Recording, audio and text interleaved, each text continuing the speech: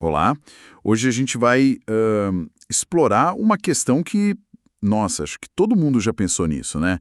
Será que aquele caminho tradicional, sabe, estudar, tirar nota boa, arrumar um emprego seguro, será que isso prepara a gente de verdade para lidar com dinheiro hoje em dia? É uma ótima pergunta. E a coautora do material que a gente está vendo, a Sharon Lester, ela sentiu isso na pele, né? Conversando com o próprio filho sobre finanças, ela viu que tinha ali uma lacuna. Exatamente. E para essa nossa conversa, a gente está se baseando em trechos do Pai Rico, Pai Pobre, do Robert Kiyosaki com a Sharon Lester, um livro que, bom, fez muito barulho, né? Fez mesmo. Principalmente por causa daquele contraste, né? Entre as duas figuras de pai na vida do Kiyosaki. Isso. O pai biológico dele super instruído, acadêmico, mas que, tipo, vivia apertado financeiramente. O pai pobre e, do outro lado, o pai do melhor amigo dele. Menos estudo formal, mas, assim, um empresário muito bem-sucedido. O pai rico. E a ideia aqui é a gente, bom, destrinchar um pouco essas ideias do Kiyosaki que aparecem nesses trechos, né? Exato. A gente quer entender como ele pensa o dinheiro. Essa diferença crucial que ele faz entre ativo e passivo. E por que ele acha que a tal da inteligência financeira é tão vital, ainda mais num mundo que muda tão rápido, né? Com certeza. O livro desafia muita coisa que a gente ouve por aí sobre grana e riqueza. Totalmente. Então vamos começar com um conceito que ele usa bastante para descrever um padrão bem comum, a corrida dos ratos. Ah, sim. A rat race. Uma metáfora bem forte, né? Que ele usou até no jogo Cash Flow. Isso. E descreve aquele ciclo, né? A pessoa nasce, vai para a escola, arranja um emprego, começa a ganhar dinheiro, e aí Aí começa a gastar. Compra casa, financia carro, parcela viagem. E junto com isso, claro, vem as dívidas. Hipoteca, cartão estourando, empréstimo e os impostos, que não perdoam. Pois é. Aí, para dar conta de tudo, tem que trabalhar mais, ganhar mais. Só que aí, Geralmente gasta mais também. E fica correndo atrás do próprio rabo, né? Aconselhando os filhos a fazerem a mesma coisa. É um ciclo. e o que move essa corrida toda, segundo ele, lá na lição 1, são basicamente duas emoções muito fortes. O medo, Medo de faltar, né? De perder o emprego, de não pagar as contas. exato, e o desejo, ou a ganância, como ele às vezes chama. O desejo por mais coisas, por status, por aquilo que o dinheiro parece comprar. E o ponto-chave que ele levanta é que mais dinheiro muitas vezes não resolve. Não mesmo. Sem mudar a cabeça, um salário maior só leva a um padrão de vida mais caro, mais dívida. A pessoa continua na roda, só que talvez numa roda um pouquinho mais chique, digamos assim. É verdade. Isso me lembra a história dele trabalhando pro pai rico por tipo 10 centavos a hora.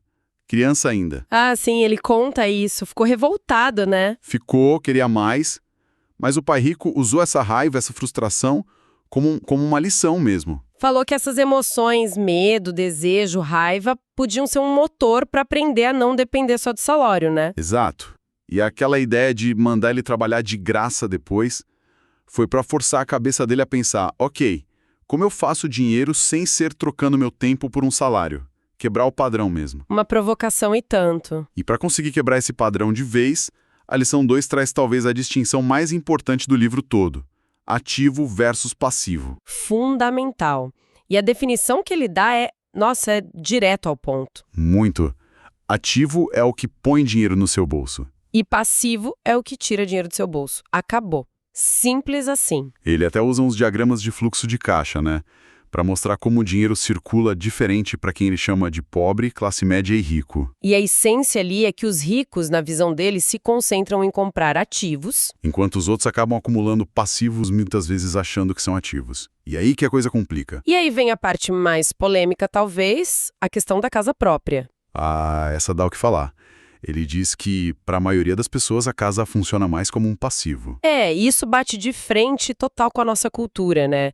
Que diz que a casa é o maior investimento da vida. Mas o argumento dele faz sentido se a gente parar para pensar no fluxo de caixa. A casa gera despesa o tempo todo. Sim, IPTU, condomínio se tiver, seguro, manutenção que sempre aparece, os juros do financiamento que são enormes no começo. É dinheiro saindo, né? Fora que imobiliza uma grana violenta, um capital que poderia estar, sei lá, em outro lugar gerando renda. Claro que tem a valorização do imóvel, né? Mas no dia a dia, no fluxo mensal, a conta geralmente não fecha pro lado positivo, segundo essa lógica dele.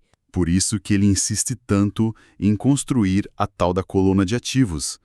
O foco tem que ser em adquirir coisas que gerem renda. Renda passiva, né?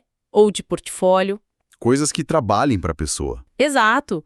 Negócios que rodam sem você precisar estar lá o tempo todo, ações que pagam dividendos, títulos, imóveis para alugar, royalties de alguma coisa que você criou. O ponto central é esse.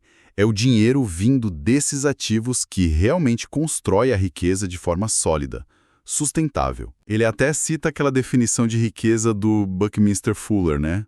Quantos dias você conseguiria viver se parasse de trabalhar hoje? É uma boa medida, né? A resposta está justamente no quanto seus ativos geram de renda para cobrir suas despesas. E essa ideia de focar nos ativos leva direto para a lição 3. Cuide do seu próprio negócio.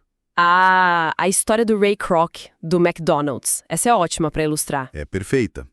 Ele perguntava para os alunos de MBA qual era o negócio dele. Todo mundo. Hambúrgueres. E ele respondia, não, meu negócio são imóveis. Exatamente. A profissão dele era vender franquia, operacionalizar lanchonete. Mas o negócio dele, a coluna de ativos que ele estava construindo... Eram os terrenos, os prédios onde as franquias funcionavam. Ele era um gigante do ramo imobiliário, no fim das contas. E a lição é essa. Uma coisa é o seu trabalho, sua profissão. Outra coisa é o seu negócio, a sua construção de ativos. Não são a mesma coisa. E cuidar do próprio negócio, como ele coloca, não quer dizer largar o emprego amanhã, necessariamente. Não, de jeito nenhum. Significa dedicar tempo, energia, talvez uma parte do salário do emprego, para construir essa coluna de ativos, em paralelo mesmo. E ele argumenta que aquela aversão ao risco, que é tão comum, né? Vem muito da falta dessa base de ativos. Faz sentido. Se a pessoa depende 100% do salário, qualquer coisinha fora da curva parece um risco enorme, desesperador. Mas se tem ativos ali gerando uma renda extra, talvez dê para ter um pouco mais de coragem para aproveitar uma oportunidade, né? Exato. E tem aquela inversão de prioridade que ele aponta também, que é bem interessante. Qual delas? A dos luxos. Ele diz que a classe média e pobre tende a comprar o luxo primeiro. O carro novo financiado, a TV gigante parcelada. Ah, sim. Usando crédito, né? Aumentando os passivos e apertando ainda mais o orçamento. Reforçando a corrida dos ratos. Isso. Já os ricos, segundo o livro, fazem o contrário. Eles constroem os ativos primeiro. E usam o dinheiro que esses ativos geram para comprar os luxos depois. O luxo vira uma consequência, não um ponto de partida financiado. Parece sutil, mas o impacto a longo prazo disso é gigantesco. Total. E para conseguir fazer tudo isso, identificar ativo, tomar decisão boa, a lição 4 reforça demais a importância da alfabetização financeira. É a base de tudo, né? Não tem como fugir. E eles dividem essa inteligência financeira em 4 pilares. Primeiro, contabilidade. Que é basicamente saber ler os números, né? Entender um balanço, um fluxo de caixa. Segundo, investimento. As estratégias para fazer o dinheiro render, gerar mais dinheiro. Terceiro, mercados. Entender como funciona a oferta e a demanda, as tendências, o que está acontecendo na economia. E quarto, lei. Conhecer as regras do jogo, né? As vantagens fiscais que existem, as formas de proteger o patrimônio, como usar as empresas, as corporações. E nesse ponto da lei, ele entra um pouco na história dos impostos. Ele tem uma visão bem crítica ali. Sugere que, na prática, os impostos acabaram pesando mais para a classe média e trabalhadora do que para os mais ricos, que aprenderam a usar o sistema a seu favor. Principalmente usando as empresas, as corporações, como uma ferramenta legal para otimizar os impostos, né? Exatamente. Ele mostra aquele contraste no fluxo do dinheiro. O empregado ganha o salário, paga imposto logo de cara e gasta o que sobra. Já a empresa? A empresa ganha receita, gasta primeiro, e muitos desses gastos podem ser investimentos ou despesas dedutíveis, e só depois paga imposto sobre o lucro que restou. A ordem dos fatores altera muito o produto final, nesse caso. Ele até dá o exemplo dele mesmo, né? Quando ainda trabalhava na Xerox. Conta essa. Ele criou uma empresa em paralelo.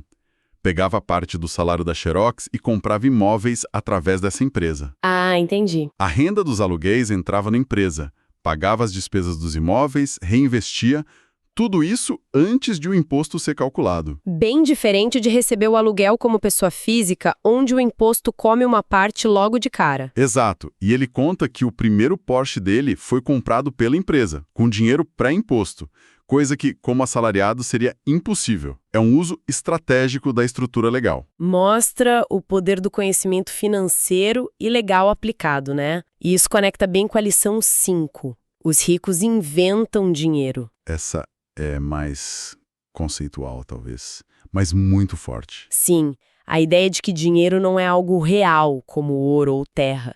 É mais uma ideia, um acordo que a gente faz socialmente. E seu dinheiro é uma ideia? Então, o nosso maior ativo é a nossa mente. A capacidade de ter ideias que gerem valor, que gerem dinheiro. Não é só saber a técnica, então.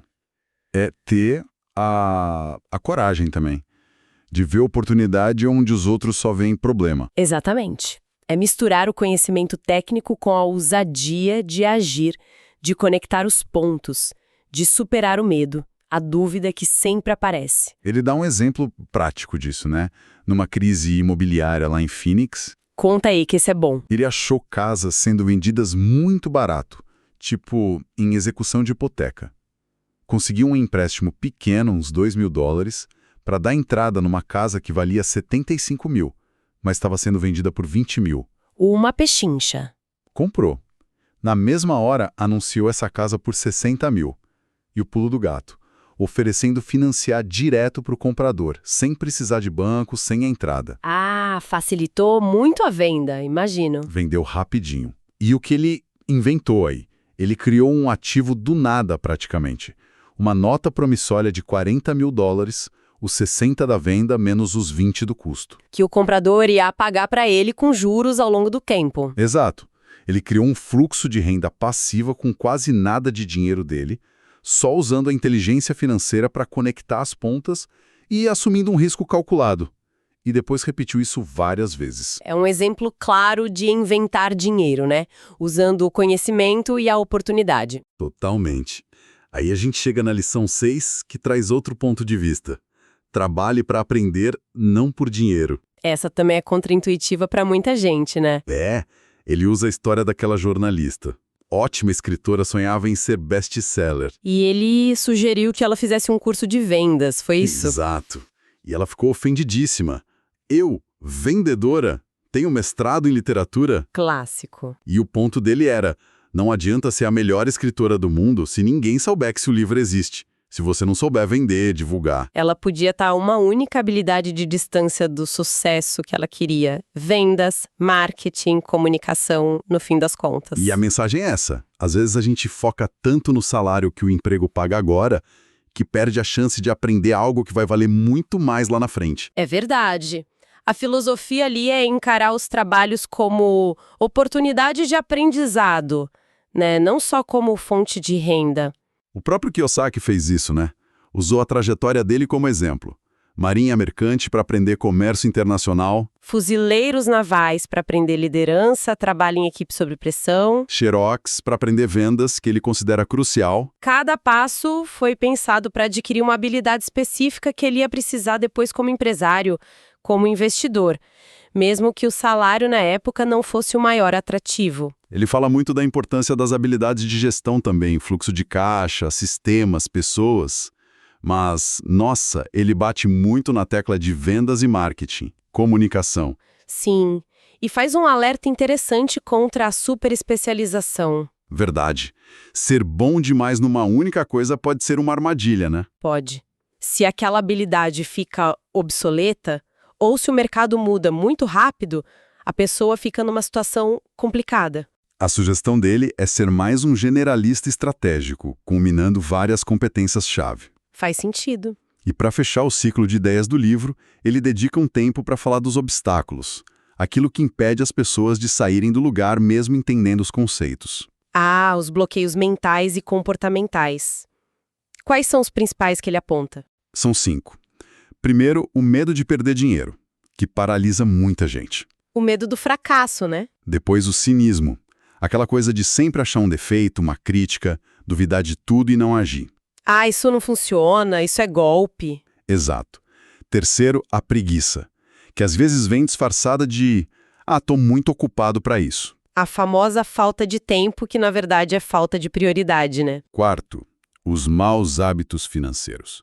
Gastar tudo, não poupar, não investir. Aqueles padrões que a gente repete sem nem pensar. E por último, a arrogância. Achar que já sabe tudo, que não precisa aprender mais nada, que ele diz que é só um jeito de esconder a própria ignorância. E para cada um desses obstáculos, ele dá tipo um antídoto, uma sugestão de como lidar? Sim, sim.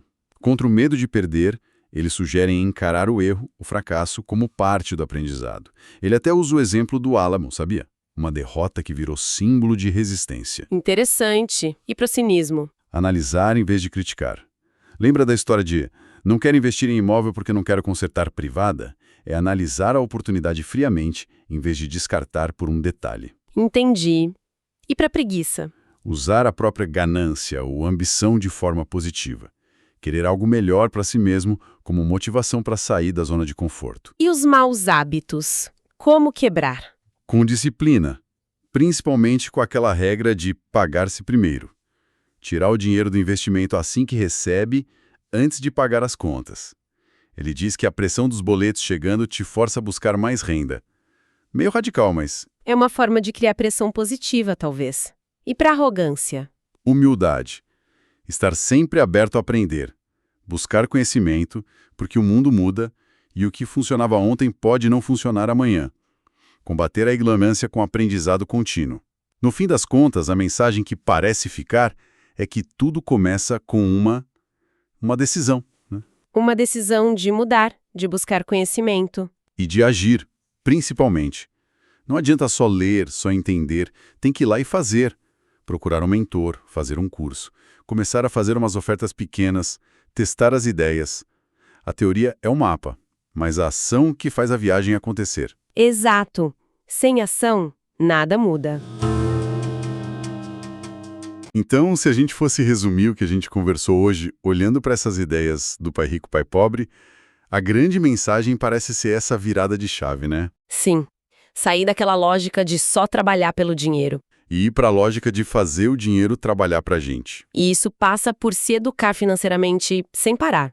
Focar obsessivamente em construir aquela coluna de ativos que geram renda. E, talvez o mais difícil, enfrentar as barreiras que a gente mesmo cria. O medo, o cinismo, a acomodação. Com certeza. E para a gente finalizar, queria deixar uma reflexão, pegando carona nessa ideia central do Kiyosaki. Manda. Se o dinheiro é, no fundo, uma ideia, um acordo, como ele sugere, que ideias estão hoje moldando a nossa realidade financeira? Quais são as crenças que a gente carrega sobre dinheiro? Boa pergunta. E pensando nisso, que novas ideias, se a gente realmente abraçasse e colocasse em prática, teriam o poder de redesenhar completamente o nosso futuro financeiro? Fica aí essa provocação sobre o poder que está na nossa mente, nas nossas escolhas.